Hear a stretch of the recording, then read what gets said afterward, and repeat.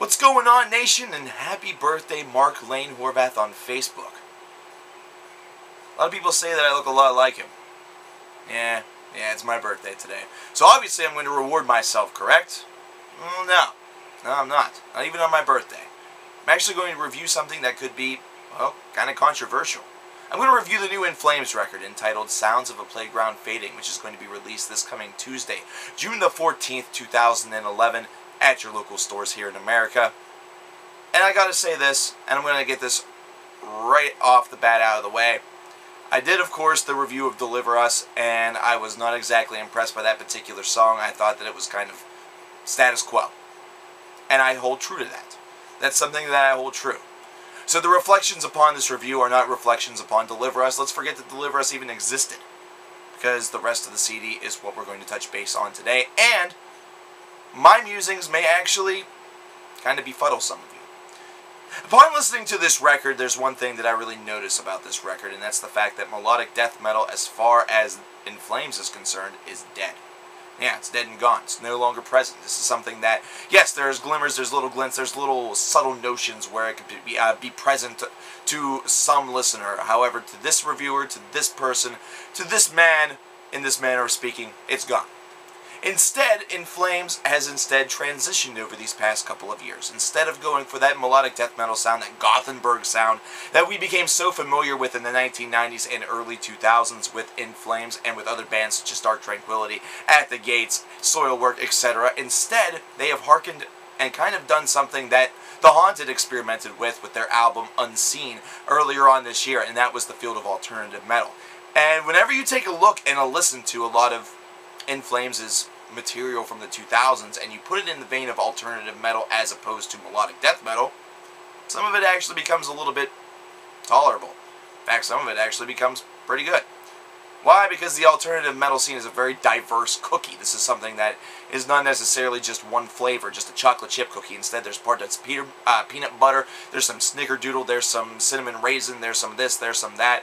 It's kind of a cookie that has many different ways of which it can crumble, with many different toppings placed atop it to crumble with it. That said, I'm not necessarily saying that Sounds of a Playground Fading is a terrible record. In fact, I gotta say that Sounds of the Playground Fading might be one of their better releases in the 2000s and now entering 2010s. Yeah, it's actually not that bad. So, for those of you who are saying, listen to the whole record on my Deliver Us review, I stand corrected. But that song still sucks. It's very dull, it's very uninspired. The rest of the album is a little bit different than that. There's a little bit more in the way of diversity on this album. There's still some cheesy moments like Jester's Door, which just, it baffles me. It's kind of like that one song on the Haunted record that seems absolutely pointless. That particular song also seems particularly pointless, and I have to say there's really no purpose for it being there except to maybe cause a couple chuckles or maybe have someone out there feel as though they are the Jester. However, for me, it did nothing. It could have been better cut. However, for the songs that comprise the rest of the album, they're actually not too poorly constructed. In fact, these are songs that are, well, they're above average. Yeah. And these are songs that in the alternative metal handbook, or metal for those people that think that this is as hard as it gets, well, these aren't bad. The vocals are still really forgettable. There are some clean vocals on this particular record that are pretty solid, I will admit, but for the most part, I could have done without those as well. In fact, if this was just an instrumental album, it'd probably be pretty good. It's not that I necessarily hate his vocals as a whole. In fact, during the 1990s and early 2000s, I really embraced his vocals, and especially on Come Clarity, I believe, was where I really noticed that his clean vocals had really improved a lot. Not that they really needed all that much of a polish.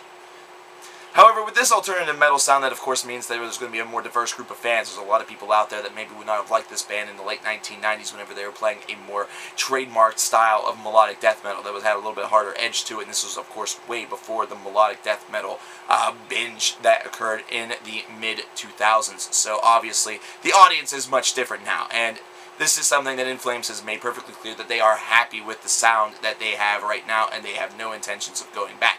So those of you who are hoping for the Jester Race Part 2, just pack it in, shove that CD right up your ass, because it's not going to happen. For what it is, it's not bad. For what it is, Sounds of a Playground Fading is a bearable album. It's something where I could listen to it all the way through without developing any sort of rage or new tumors on my brainstem from all the bad albums that I've been forced to listen to throughout the years. This is really not all that bad. This is something that I could easily get through. And I say easily get through, not easily suffer through. So that's immediately a good sign. There definitely seems to be a little bit more of an importance to the guitar work on this particular release. It's something where it was there in parts, there in spats, on previous affairs prior to this. However, this is one where it seems to come together a little bit more. It becomes a little bit more of a guitar album on this particular release.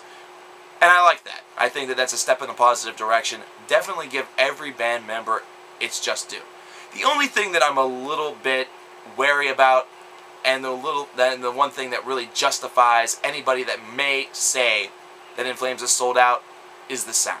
The sound definitely has a very radio-friendly familiarity to it in some locations, where you could definitely see In Flames in the same block with a Five-Finger Death Punch, a Bullet for My Valentine, or an Atreyu.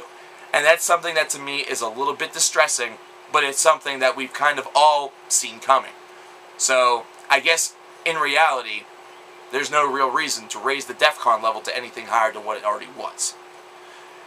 Overall, I gotta say that even though I could tolerate this record, even though I was able to make it all the way through this record, and even though I may revisit this record again on occasion, that doesn't exactly save it from the score I'm going to give it.